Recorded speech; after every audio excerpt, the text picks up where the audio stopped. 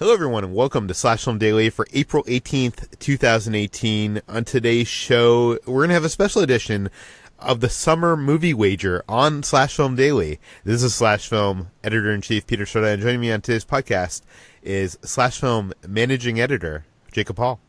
Hello, hello. Slash Film Weekend Editor Brad Oman. Hey, that's me. Slash Film Senior Writer Ben Pearson. Hey, what's going on? And writers Hoai-Tran Bui. Hey, everyone. And Chris Evangelista. Hi. So we got the whole crew here for once, this for those of you who don't know and don't listen to the Slash Filmcast, the Summer Movie Wager is something we've been doing. This is the 12th year we've done it. It was originally done on the Totally Rad Show, and after that went away, we took it over on the Slash Filmcast. And what it is a yearly game where we wager on what is going to be the top films of the summer box office. And, you can read the whole rules on slashfilm.com and thesummermoviewager.com. But basically the gist of it is that we rank from 1 to 10 the movies we think are going to be the top of the box office domestically this summer.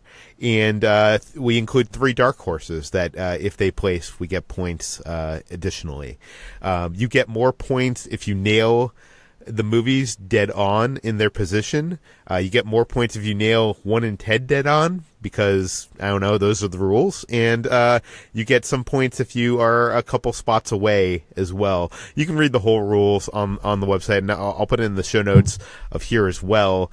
But this is, it's just a fun game we've been doing, and, a lot of people have been very excited about this. A couple of years ago, we launched the summermoviewager.com, which is run by this guy named Dennis, who is amazing. He has stats on there. You can, if you want to play at home, you can put your home list on the summermoviewager.com.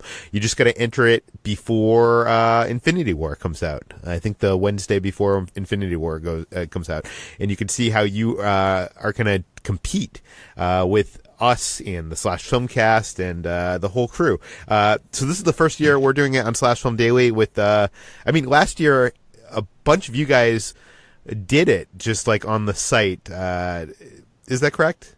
Am I? Yeah, yes. we all did it on our own, and I think I did pretty well, so you guys best watch out.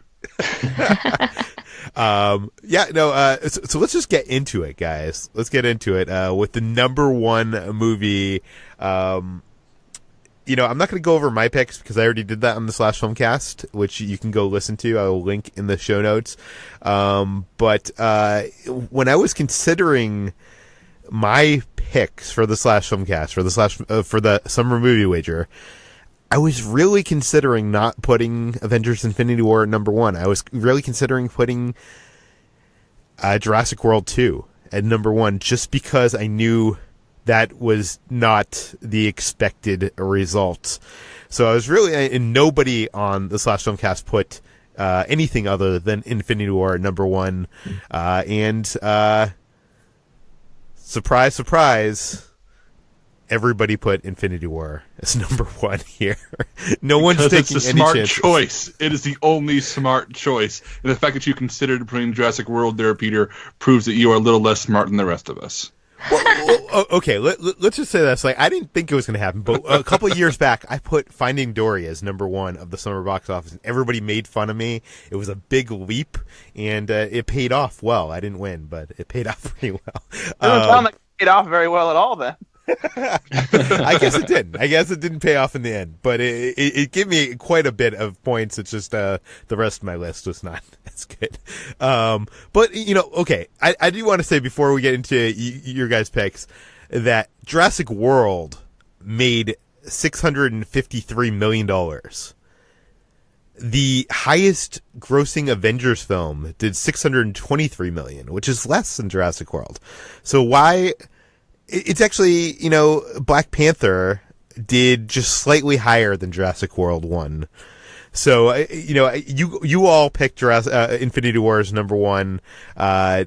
Please explain to me why you are so confident that Avengers Infinity War is going to beat Jurassic World.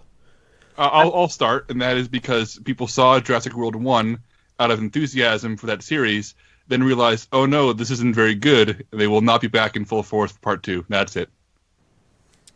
Anybody? Yeah, I feel like there was the same feeling of the Jurassic Park franchise returning that there was for Star Wars: The Force Awakens, and that's what made it so huge to begin with. But now, some audiences have seen what that new franchise was like, and they're probably not super excited about seeing the next installment. And so I think that we're going to see a significant decline in how big the box office is for this, in the same way there was a decline for The Last Jedi from the record-breaking numbers that The Force Awakens did. And just from a sheer perspective of as far as like how big a movie is, like Avengers: Infinity War has all this momentum going behind it because it has 10 years of movies, 18 chapters leading up to this, and they're really pushing this whole idea of culmination and everything leading to this. So I feel like even more casual Marvel fans are super pumped to see what it's all going to lead up to, and it's just going to be like probably one of the biggest cinematic events of our time. Not to mention the new Black Panther fans are just really excited to see Wakanda again just a couple of months after Black Panther basically destroyed not all box office records, but a lot of box office records this year. So I think they'll be coming in full force too. Okay, well, that is a good question. That raises a good question. Not that it's relevant to this movie wager, but I'm wondering, Black Panther did such incredible box office. It did $673 million. Ben, what do you anticipate Avengers: Infinity War will do? Will it beat Black Panther?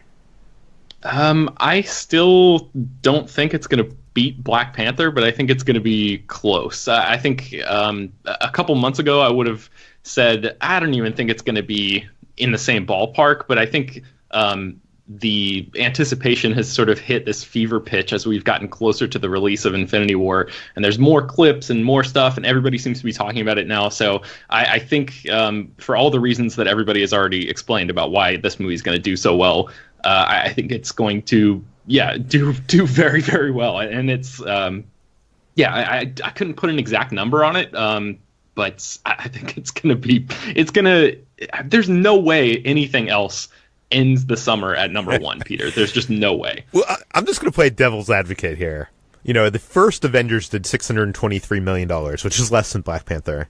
The second Avengers film did $459 million. So it did, what is that, like 1/3 less money? I'm not saying that it's not going to be number 1. It was number 1 on my list. But if you look at the comps, I'm just saying it doesn't seem too unrealistic. Well, what did Civil War do? Civil War did $408 million. It'll be interesting to see. Okay, so let's get on to our number 2. And I believe not everybody has the same number 2. We actually have quite a bit of difference in the number 2s. I would think it would be obviously Jurassic World, but okay, let's go to HT for her number 2. What is your number 2? I picked Incredibles 2 because you can't underestimate that family-going summer crowd. All the kids are out of school. The parents are going to want to bring their kids to something. And Incredibles 1 did pretty modestly well at the box office. They had about $200 million domestically, but it has been more than 10 years since that movie came out, and the anticipation has just been growing since then. So I think Incredibles 2 could beat out Jurassic World, and this isn't my Jurassic World sort of bias speaking, but I really think that the family crowd is a lot more powerful than you think. I mean, like half of the Avengers and Marvel gross is kind of due to families going in. So, and I think that's going to factor in less with the Jurassic World crowd. Well, if we think Avengers is going to do over $600 million, then we think the number 2 film on this list is probably going to do $400-500 million. Mm-hmm. Ben, you also have Incredibles 2 as your second choice. Do you think it can actually hit that high of a bar? I think so. I think this is going to be sort of like the Finding Dory of this summer, the movie that people underestimate, and it actually comes out doing a lot better than people think, just exactly for the reasons that HT just mentioned. It's a family film. I think we have a pretty good idea that it's going to be good. Brad has actually seen some footage of it and said that he's enjoyed what he's seen. And then also just it's a Pixar movie, so automatically there's like a certain level of quality to expect there. There's also tends to be some repeat viewing there, and just the idea of a family event that everyone can see across the board, that presumably is going to be a pretty high quality movie and have some good word of mouth, that also is a sequel to a really beloved film. I think, and it's a superhero movie to boot. All of that, I think, means that this is going to be number 2. So we'll see what happens. Now, Jacob, you were bad-mouthing Jurassic World just a few minutes ago. I was. Tell us what your number 2 film of the summer movie wager is. My number 2 film is Jurassic World Fallen Kingdom, and this is because it will not make $600 million again, but it'll make $400 million again, because the Transformers movies got increasingly terrible and still managed to make that kind of money. I think the name alone is going to bring people in. It's going to be a lot of people who love the nostalgia, a lot of people who did like the first one, and I know that Ben and HT just said that Incredibles has a big family audience, but so does Jurassic Park. I was a young kid when that movie came out, and I saw it several times in theaters. Kids love dinosaurs, and they love these movies, and they're less discriminating than adults. So the same kids who are going to see Incredibles 2 are going to flock to Fallen Kingdom more so than more discriminating audiences. So I think it's going to be huge. It won't be as big as the first one. It won't be as big as Infinity War, but it's going to do $1 billion worldwide, and I'd say 450 of that is going to go right from America. The Jurassic World Fallen Kingdom, the new trailer came out today, and it definitely looks a lot more scary than the original. Brad, you also have this pick as your number 2. Do you really think this is going to overtake films like Incredibles and Solo? Yeah, I mean, like Jacob just said, even though it's not going to do as big a business as Jurassic World did when it revived the Jurassic Park franchise after several years, it's still going to bring in a lot of families, because, like you said, kids love dinosaurs, and just the franchise alone, has this legacy that comes along with it, that people will always just want to see what the latest Jurassic Park movie has to offer. And I feel like while Incredibles 2 is going to be huge for sure, especially with the 14-year gap between the first one and the anticipation that's been building, and more kids have been able to see that movie since it came out, kids who weren't even born when the first movie came out, that I just don't think it'll be enough. I think Jurassic World has even more crossover between not just getting families in there, but getting adults in there who probably wouldn't otherwise care about seeing an animated movie because they don't have kids, or because they feel like they've outgrown animation in general. Okay, so one of us did not put Jurassic World Fallen Kingdom or The Incredibles at number 2, and that person is our own Chris Evangelista. Chris, what did you put as number 2? I have Solo at number 2 because it's a Star War, and the kids love the Star Wars films. It's also, I think the lesson The Last Jedi taught everyone is that people really, really want something predictable, because one of the biggest backlashes against The Last Jedi was that it was so different, whereas everything with Solo, while that film looks really entertaining and I'm excited to see it, it also looks very predictable. It looks like you can chart exactly what happens from beginning to end, and apparently that's what a lot of Star Wars fans really want. So I think they're going to turn out for this.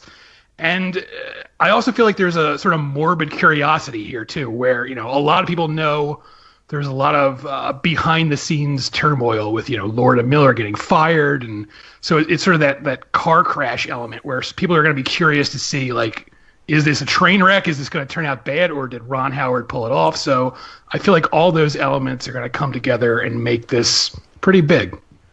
Yeah, the worst modern Star Wars film did $532 million, and that was Rogue One. This one has people recognize in the movie. So I don't think you're wrong that it's going to do a lot of money. But will it be number 2? I don't know. Ben, you did not put Jurassic World as your number 2, but you put it as number 3. Why do you think it's going to be that or lower on the list?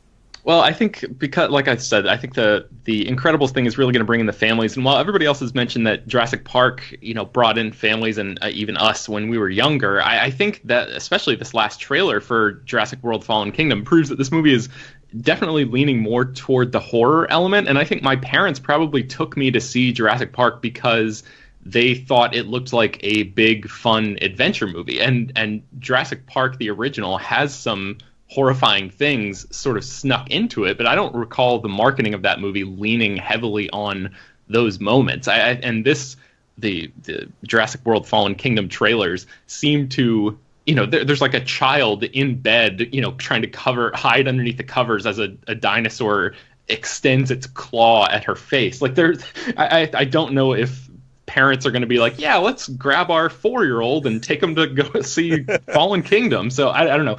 All of that sort of factored into my decision. I still think it's going to do very, very well. I feel like the animated choice is probably the safer one here for me. You're not alone. It's also the number 3 pick is the same as HT and Chris. Do either of you have anything to say about the Jurassic World as number 3? I just think that there will be a drop-off from the first Jurassic World, similar to what we were saying before about how Force Awakens brought in so much curiosity in so many eyes because it was the first Star Wars in a while. Jurassic World was the first Jurassic Park movie in a while, and it had all of that hype. And I think now people have seen it. They know what it's about. I don't think they'll be as interested to see the sequel. Jacob, why are they wrong, and why is Incredibles 2 going to be number 3? Well, I don't think they're wrong. I think this is a case where all of our top 3s so far are all bouncing on the same titles for a reason. That's because they're all going to make a ton of money. I just think that the Jurassic name is so huge and so ingrained into our culture that people are going to see that by default. It's just a thing people will do.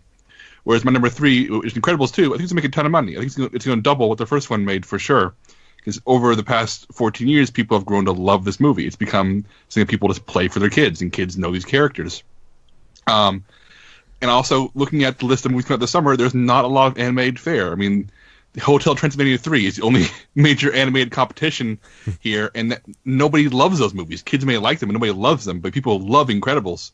So it's going to do a ton of money. But the Incredibles, as popular as they are not Jurassic Park. They are not dinosaurs. They are not the event that Jurassic World is being built to be. So it's going to do exceptionally well. It's going to make a ton of money. It's just going to be edged out by Jurassic World.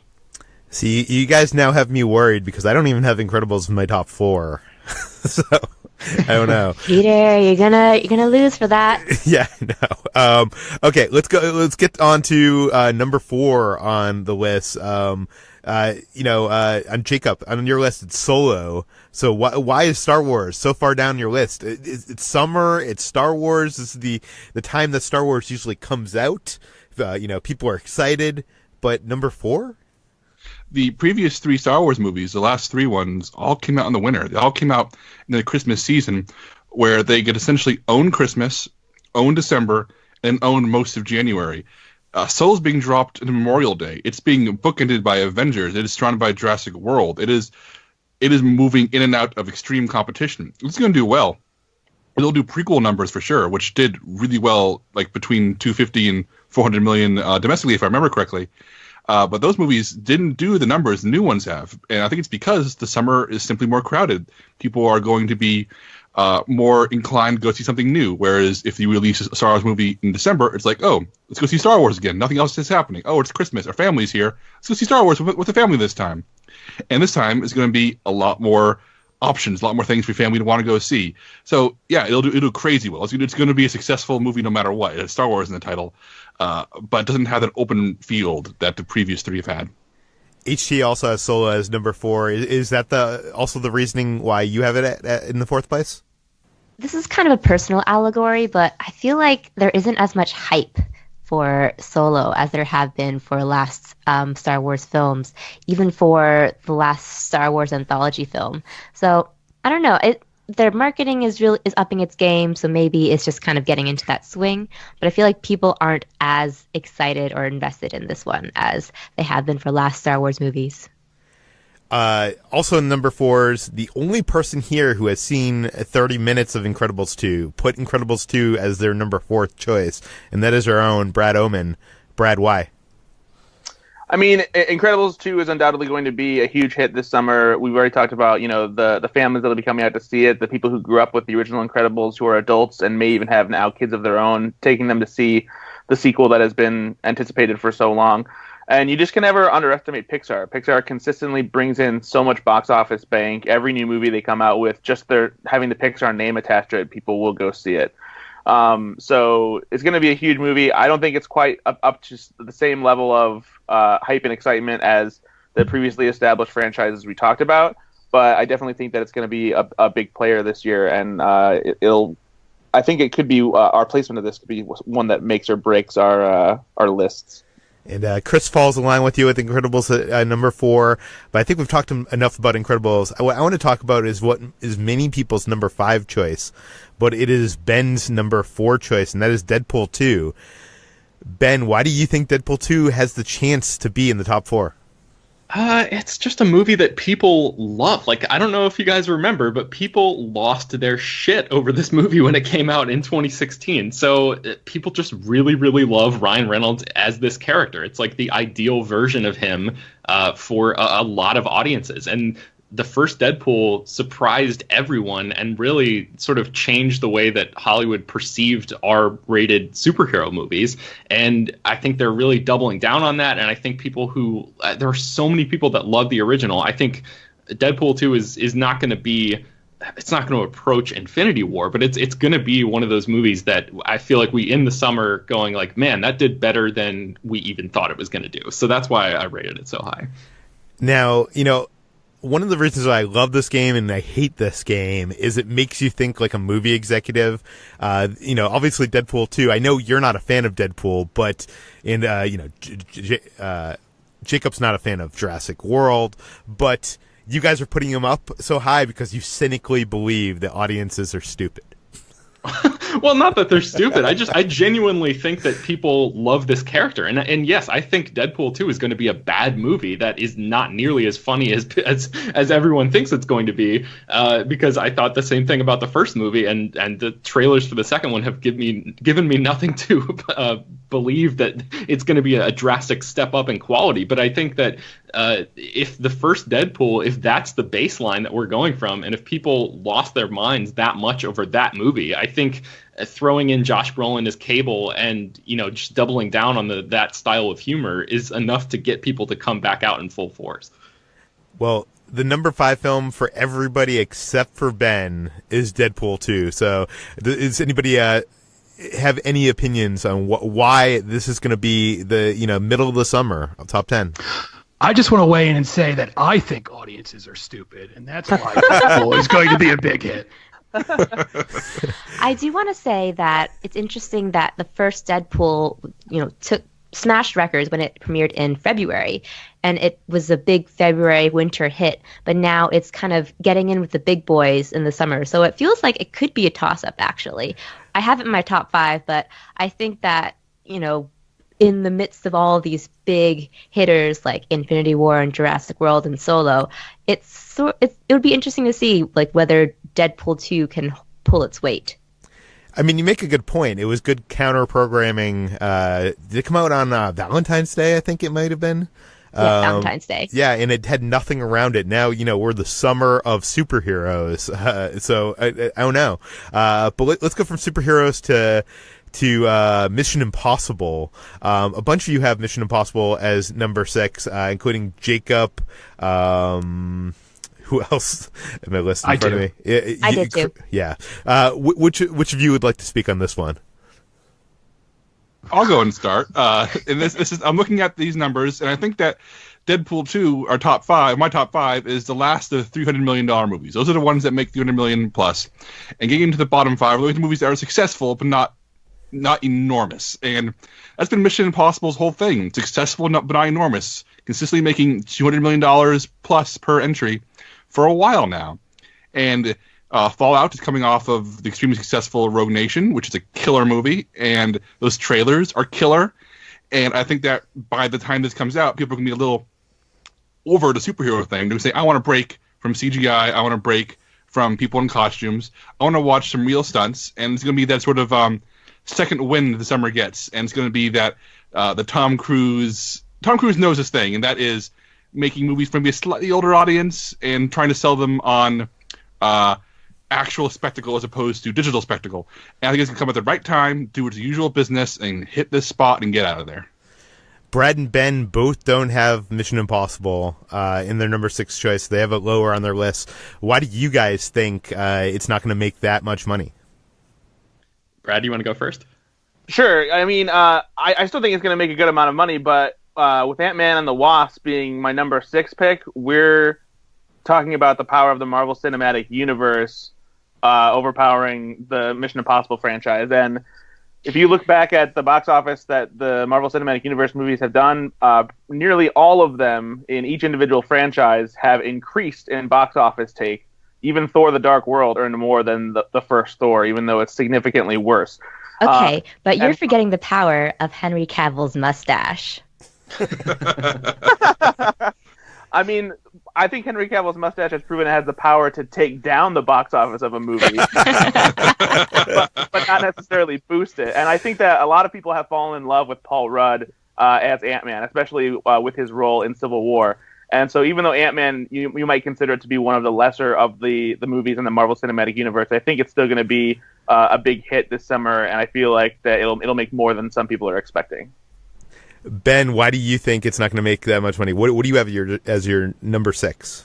So my number 6 is Hotel Transylvania 3, which I don't think we've really talked about yet. And the reason I put it there was because I think this is one of those movies that, like you said, who is the audience for this? Who are watching these movies? It's one of those things where a lot of people go see this movie, or these films, but nobody talks about them. It's like they're all ashamed that they have to take their kids to go see these movies. But they keep making them, and I saw some footage. Actually, I don't even know if I'm allowed to talk about it, but I saw briefly a small presentation of some clips from this movie, and it looks just as goofy and ridiculous as the first ones. And I think it's just going to be an option for people. We're talking about there's not that many animated movies that are coming out this summer, so I think it's just going to be like by default Hotel Transylvania 3 is going to make a ton of money. In my number 7 choice, I have Ant-Man and the Wasp for similar reasons that Brad just mentioned, and I have Mission Impossible all the way down at number 8. And maybe it's just anecdotal, but I love the trailers that I've seen for Mission Impossible Fallout, but I feel like nobody cares about them. Nobody is talking about them. Nobody is excited about this movie, at least in the circles that I run in, other than like me and Chris, it seems like. I'm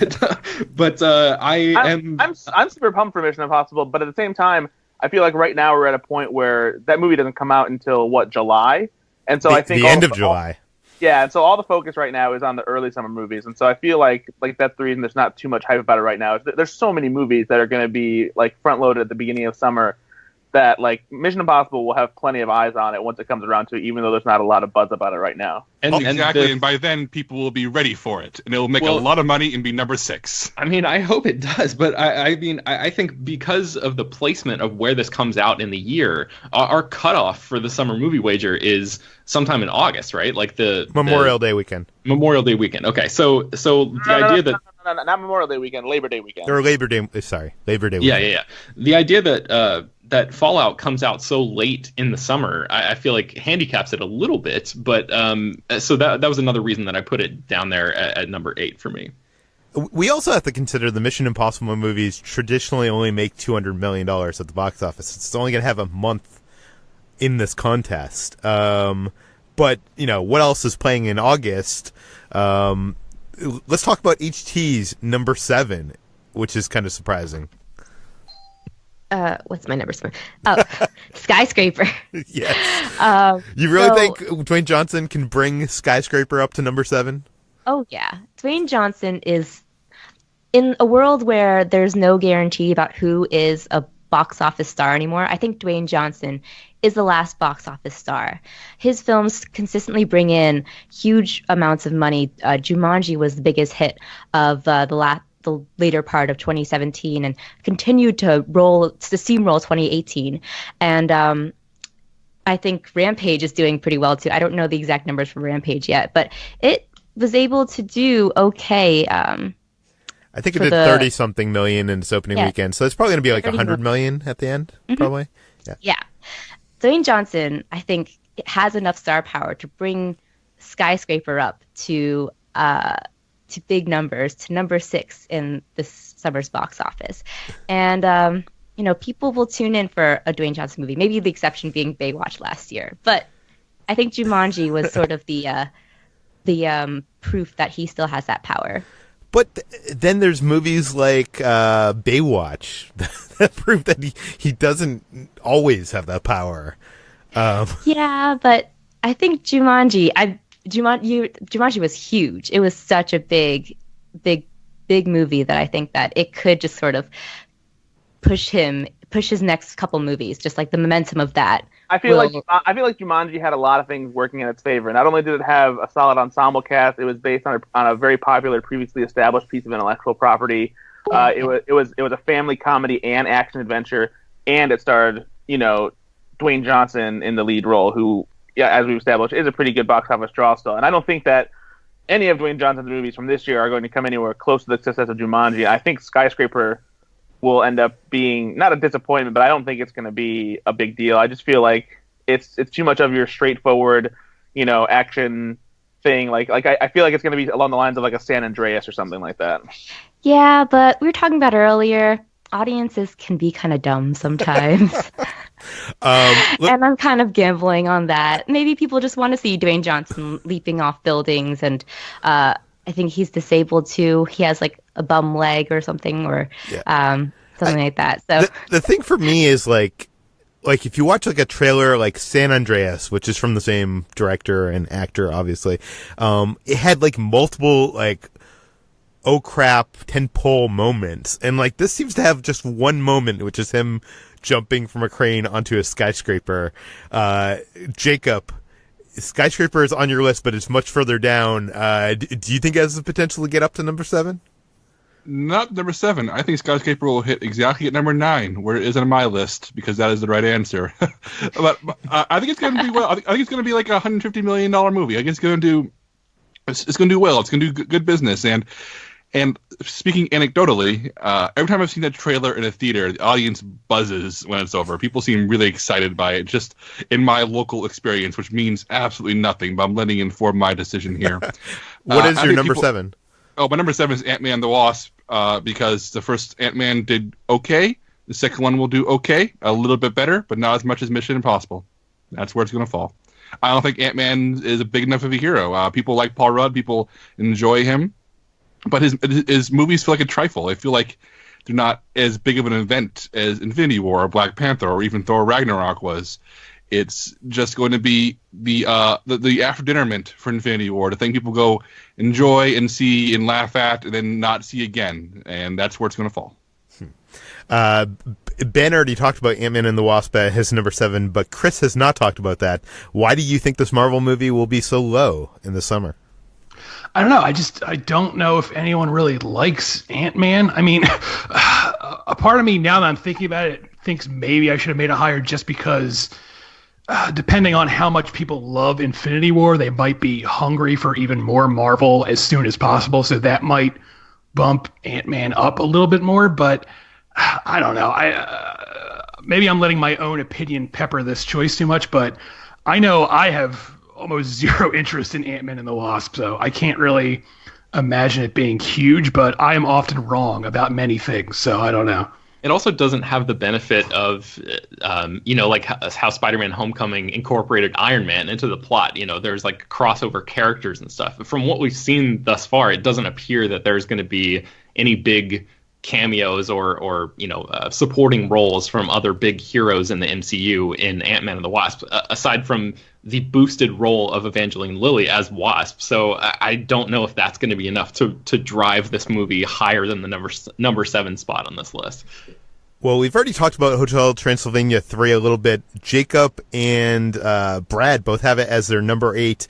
Does one of you want to speak to why this film will make the top 10, but also at this low point? Kids will be starving by this point in the summer. Incredibles 2 won't be enough. Families are going to want something. And the first two did solid. They did like $150, $180 million each. And this one won't do much more than that, but it's going to make those numbers and hit them. And then they'll make the fourth one. And that's how it's going to work. It'll make the same amount of money in 3 years. Okay, we have a couple surprising number 8 choices. Let's start off with HT. what is your number 8? I put Ocean's 8 as my number 8, and this was sort of a gamble on my part because I'm actually not really sure how well it'll do. This is sort of like a hopeful optimism. The first Ocean's movies did respectably well at the box office, but this is, the gender sort of bent version of it, and it's a sequel in a way because Danny Ocean's sister is played by Sandra Bullock, but we know that. But there's a lot of hype going into this film. There's a lot of expectation and sort of excitement for the cast, which is Sandra Bullock, Cate Blanchett, Anne Hathaway, Rihanna. So I think that some of the star power in here could push Ocean's 8 to number 8. And I think that with the success of female-led films last summer, Wonder Woman was a huge shock to everyone on the summer wage last year as well. I don't think anyone really had it as its number 1, and it ended up going up to number 1. So I think that a female-led film could actually do pretty good numbers this year. Now, this film does place on most people's lists at some point, but Chris, it is not on your list, your proper list of the top 10. Why is HT wrong? Why is this film not going to hit the top 10? I mean, I hope HT isn't wrong. I would love if this hits the top 10 because I'm excited for it, but I just don't know. I don't know where the buzz for this movie lies, really, because I know cinephiles love the Soderbergh Ocean's 11 films, but I don't know if people still think about those movies as much as they did when they came out. So I don't know if that name recognition is going to bring in the crowds. I really don't know. I mean, the cast is great. I want it to be good. I think it looks good. I think I'm just assuming people won't care as much as they should. So maybe I'm selling the audience short, and I hope they prove me wrong, but I have a feeling they won't. Chris, you have a film on your list that is not on anybody else's list this year, and that is The First Purge at number 8. How is this horror movie from a franchise that has not hit over $80 million going to land number 8 in the summer movie season? I don't really like the Purge films, but they're big, and it feels like each new one is bigger than the last. They're also made really cheap. They don't cost a lot to make these movies, and it's opening July 4th weekend. It feels like that's the only horror movie opening that weekend, quote unquote horror movie, because this seems more action oriented than the other films. But I feel like there's a market for this. Like I said, I'm not really excited about it, but I do think there's the right amount of buzz that this might surprise everyone and end up as a big hit.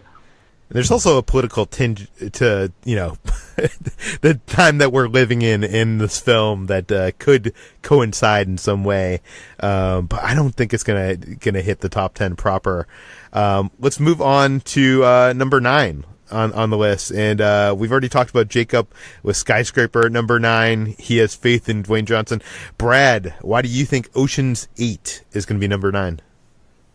I definitely think there's some buzz about this movie, and I think that the Ocean's franchise has some ability to drum up interest simply because you know what to expect from this kind of movie. And the idea of an all-female cast, especially with some pretty heavy hitters like Sandra Bullock and Cate Blanchett involved in it, is going to get some eyes on it.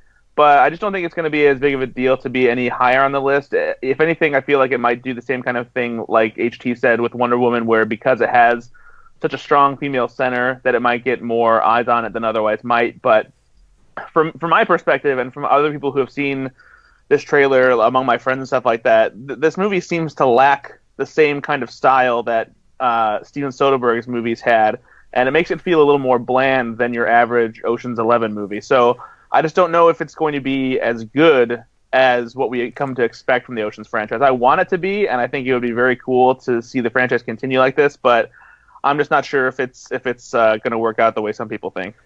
Ben is also in agreement with you, but Jacob has Ocean's 8 at number 10 at the very bottom of the list. Jacob, why do you think this won't do as well as some people are projecting? Well, I'm going to turn your question around a little bit. I think it's going to do fine. I think it's going to do very well. I think number 10 on the summer is a very solid slot. It's going to make a lot of money. I think it's going to be a big hit. Maybe I think over 100 million. I'd wager. I think it's because of women like going to the movies, which is something that people always seem to forget every year. But maybe after Wonder Woman, there's enough momentum finally to get this one rolling. It won't be as big. It's not going to make half the money Wonder Woman made, but it'll make a quarter of it, which is still a ton of money, enough to make it on this list. I mean, I think the 10 spot here for this movie is a huge victory, even if 10 would be a terrible spot for Jurassic World, but for Ocean's 8, it's for me, I think that's a really solid prediction for a movie that's going to do really solid business and do well and earn that spot. Okay, one of the biggest mistakes that was made on the Slash Filmcast version of the Summer Movie Wager is Jeff Kanata, who does not watch any movie marketing, any trailer, put Christopher Robin on his list thinking that it was going to be a kid's Winnie the Pooh film, and we all mocked him. Yeah, it was a pretty funny revelation when we figured that out. But you guys know better, and two of you put Christopher Robin as number 10, both Brad and Chris. So defend yourselves. I mean, Winnie the Pooh has a long, enduring legacy. Yeah, but this is like... Peter, shut up! This is a movie I feel like that could be akin to like a modern-day Mary Poppins or a modern-day Hook. And I think that there's going to be generations of people who either grew up with Winnie the Pooh decades ago, grew up with Winnie the Pooh recently, have something to latch onto, who will want to go see this movie. I mean, if you look at how popular and beloved the Paddington movies are, I think that Christopher Robin has the potential to be something along those lines. It looks like a very charming, family-friendly movie that will offer something that summer usually doesn't have, and that's, you know, a little bit more of a quiet, thoughtful delight of a movie rather than a loud, in-your-face blockbuster bonanza. And I think that there's going to be some people who are going to like to take a break, sit down, and enjoy a movie like this, especially when it's tied to such a beloved character who has been around for so long.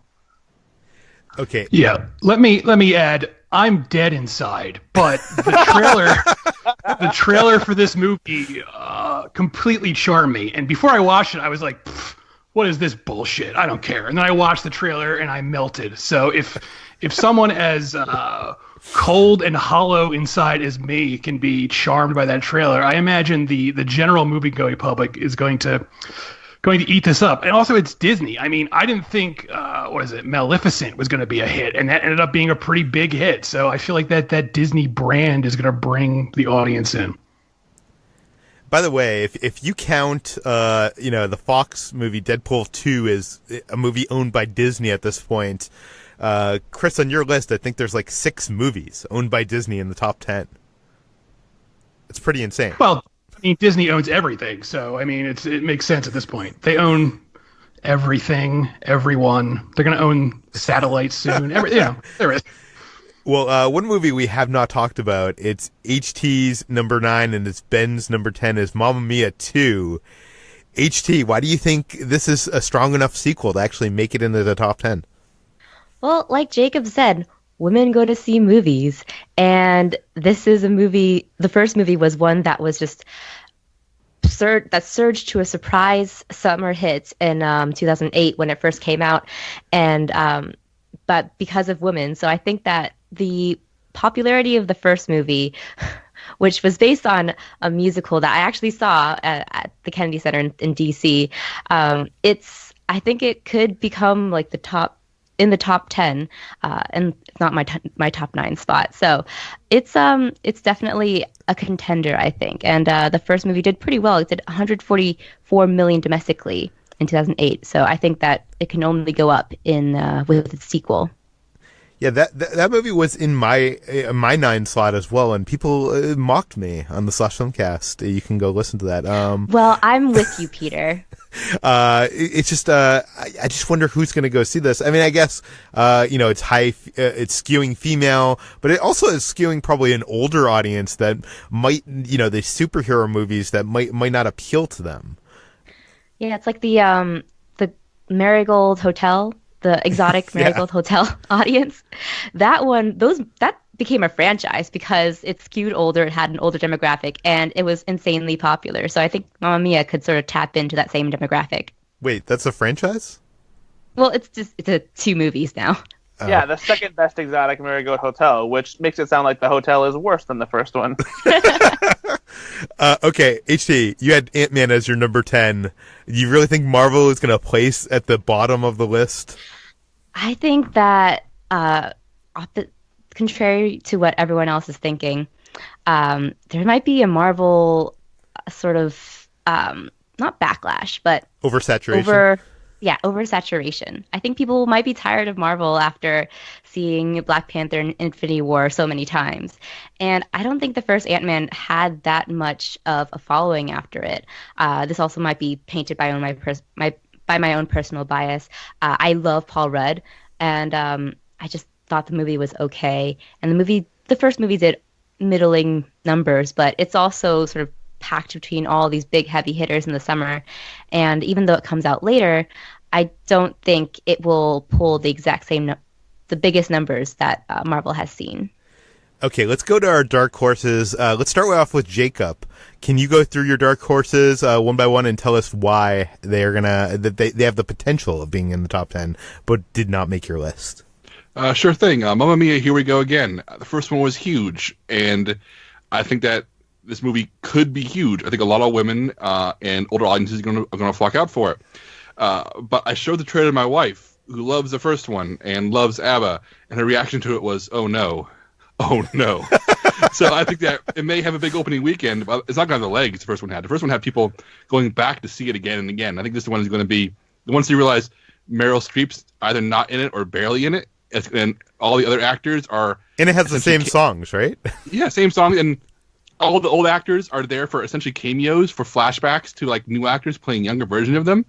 Once that narrative gets set, once people realize that this is not a sequel, it's a prequel starring mostly younger actors, I think that audience is going to lose its interest. They want to see Pierce Brosnan and Colin Firth sing. They don't want to see some young kids sing. Who wants that? So your placement on the list is purely cynical. Purely cynical, yes. Number 2, I have Action Point. And this is purely because the Jackass movies have done really strong box office, like increasingly so. Like the first Jackass did well, second one did better, the third one did over $100 million, and Jackass Presents Bad Grandpa did well over $100 million. I think 117. I don't have numbers in front of me right now, but it was a big hit, and people like seeing Johnny Knoxville pulverized. And if they sell the Jackass angle, which they will, I think it's going to do similar business. And finally, I have Equalizer 2. I don't think anyone here is aware that the Equalizer is a movie that exists. I think we're all completely unaware that there was a Denzel Washington action movie called Equalizer from a few years ago. But it made over $100 million. It made over $100 million, and it's because once again, Denzel Washington is one of those people where I think people underestimate him. He's famous, but I think people don't give him credit for him being a box office draw. Black audiences love Denzel. They love going to see his movies, and they've always supported him as an action hero and dramatic actor. And I think that, especially in the wake of Black Panther, with black audiences being more energized than ever, Equalizer 2, which is just a pretty boilerplate action movie, but starring the black movie star of the past 30 years, I think we can't underestimate that. I think it could sneak up here. Brad, walk us through your 3 dark horses. So I put Skyscraper on my dark horses simply because of the power of Dwayne Johnson. I think there's some potential there for people to show up just because he's in it, and for maybe it to be a big, ridiculous enough action movie for audiences to be like, oh, you know what, I'll give that one a shot, especially with now that MoviePass is out there and people are willing to take chances on dumber things that they otherwise might not go out of their way to buy tickets for. Along the same lines, I also included the Meg on here because Jason Statham also has the same kind of draw. Anybody who has seen the Crank movies or the Transporter movies knows that there's a certain level of insanity when it comes to the action of movies that Jason Statham stars in. But that comes out in mid-August, Brad. It does, but this is the kind of movie where the people that want to see it are going to see it right away, and there's 3 weeks of time for them to see it before this challenge is over. So I feel like people are going to turn out for Jason Statham during a month when there's not really much else going on. And then I put Tag on here simply because every time I've seen this trailer with audiences, which has been about 2 or 3 times now, people are cracking up at it. And I feel like this might surprise some people in the way that Game Night did as far as quality is concerned. And considering it has a very sizable ensemble cast with a lot of big famous comedians, people from both TV and movies, and also a couple of dramatic actors thrown in as well, doing some big comedy stuff. Also, on top of that, the premise is just so unique and original that people I think are really curious about it. I think that it's going to surprise people and will become one of the bigger comedy hits this year. It amazes me that movie got made. Like the premise is so strange, and it's based on a true story, kind of. It's weird. I'm curious to see if it makes any money, but like you said, there isn't many comedies that we have on our list. Mostly Deadpool too. So maybe there is room for a comedy. Ben, walk us through your dark horses. So I also put Skyscraper on here. I think The Rock, just the draw of him might be enough to make this a potential sneak success, I guess. But again, I wasn't confident enough in it to drop it into the official 10. The Equalizer 2, that movie, I mean, it made over $100 million, like you guys said. But it also, really importantly for this challenge, made more money domestically than it did overseas. And I think that bodes very well for its chances to do very well this summer. And then the other one I had on my list is one that I don't think we've mentioned yet, which is Crazy Rich Asians, which is a romantic comedy starring an all-Asian cast.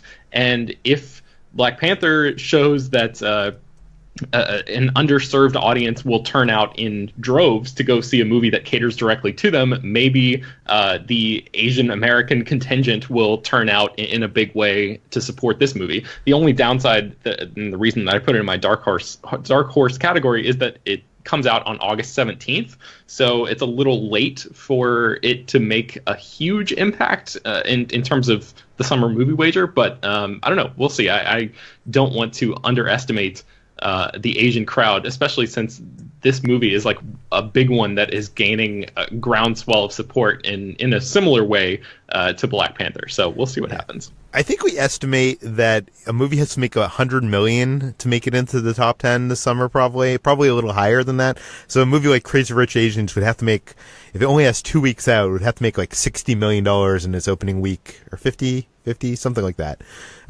Which, I mean, it is possible. I mean, look at what Black Panther did. But obviously that's based on a Marvel property. No one knows what Crazy Rich Asians is yet. Right. Let's move on to Chris's dark horses. Walk us through it. My number one is Ocean's 8, which I briefly talked about earlier. I want this to be big, but I don't know if it's going to be, so that's why I have it as a dark horse.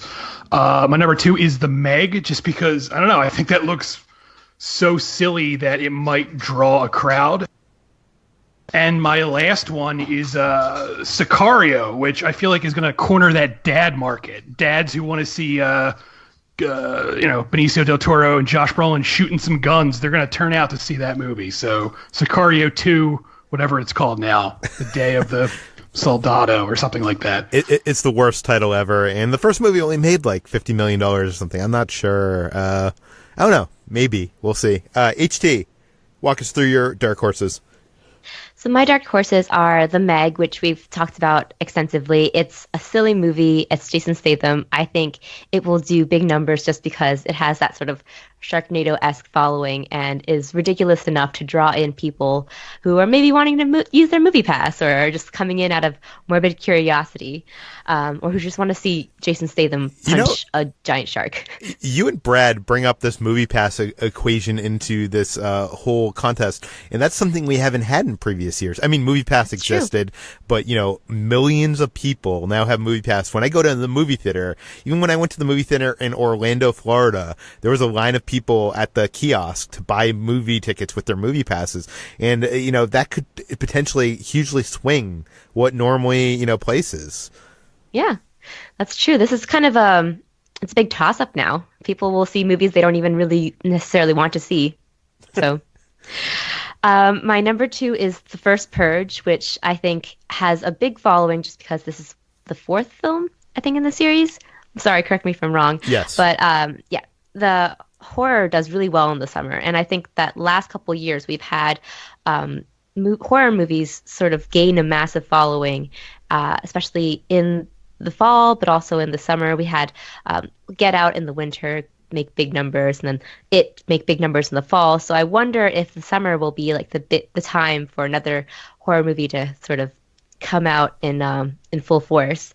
And my third one is The Equalizer 2, or just Equalizer 2, which, for all the reasons we said before, it's Denzel. It's a movie that did surprisingly well for its first film, and we'll probably do, I think, the dad numbers that Chris was talking about earlier with Sicario, Soldado, Day of.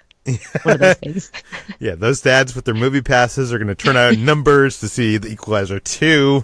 I don't know. I just feel like that's going to be a movie that people see on home video. But, they turned out for Equalizer 1, so I could be wrong. It is in my dark horses as well. You can read all the lists we went through on this podcast if we kind of skip some numbers or, combined some movies. You can find it in the show notes and on slashfilm.com. I would also encourage you listening to the Slash Filmcast episode of this featuring me. You can find out my whole list there. And I would also especially encourage you to go to thesummermoviewager.com and fill out your own summer movie wager. Enter into the contest. Last year we had thousands of people see at the throughout the summer. It's updated. There's graphs. It's insane the amount of work that goes into the site. The guy Dennis that runs it is amazing, and compete with us. See how you do against us.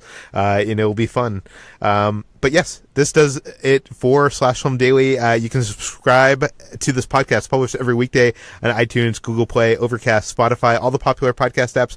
If you have some questions, comments, concerns, feedback, send it to peter@slashfilm.com. Please go rate and review this podcast on iTunes. Tell your friends, spread the word, and we'll see you tomorrow.